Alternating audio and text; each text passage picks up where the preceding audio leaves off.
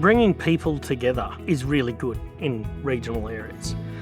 There's an opportunity for us to hark back to the old days where the butter factory was in town and the packaging store was in town. As people have expanded, a lot of these industries have left these regions and then moved to urban centres, but the trend is now to bring them back.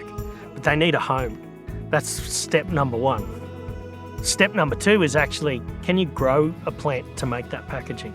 So cardboard is made out of trees. The next generation of packaging can be made out of hemp. There's sugarcane trays that were already hitting the food processing system, and they're fully recyclable and digestible.